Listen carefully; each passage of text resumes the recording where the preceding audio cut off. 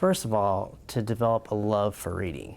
There's nothing like snuggling next to mom or dad at night, or having the kids come up to you on the carpet really close and experiencing good literature.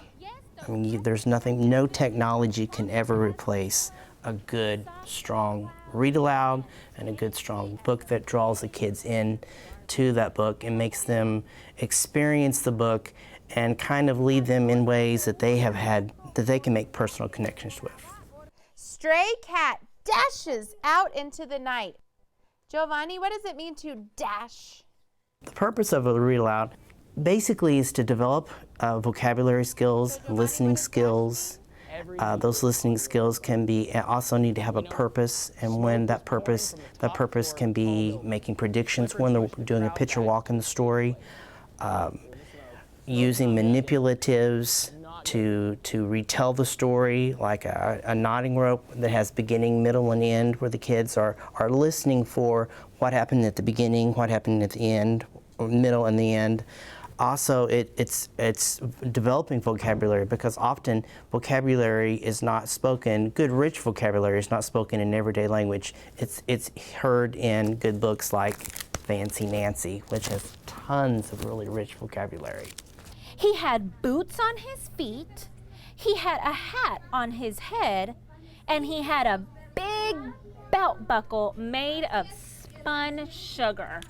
Story retelling or story reenactments can be very, very helpful to children's developing comprehension skills.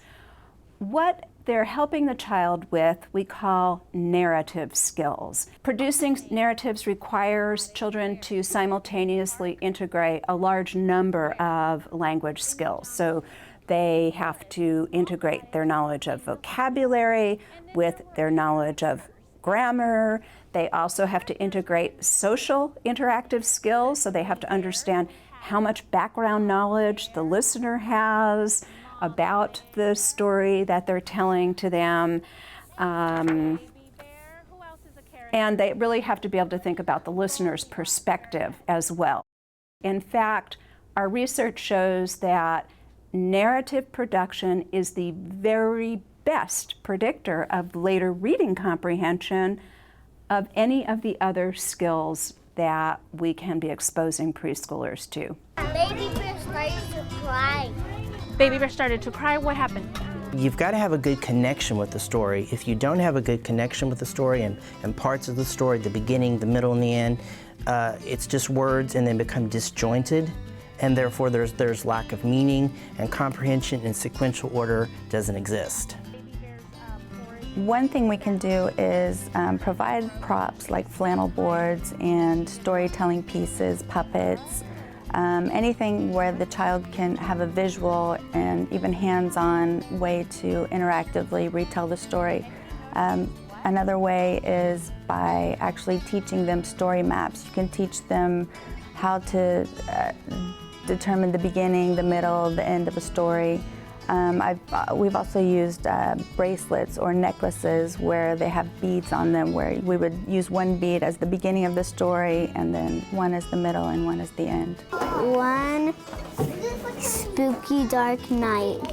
There are other kinds of strategies that teachers can use to help children be able to retell stories. One very important one is that the child have a real need to retell the story, not just because the teacher told them to, but because they are telling it to someone who has not heard the story. So using guests in the classroom that way can be very effective.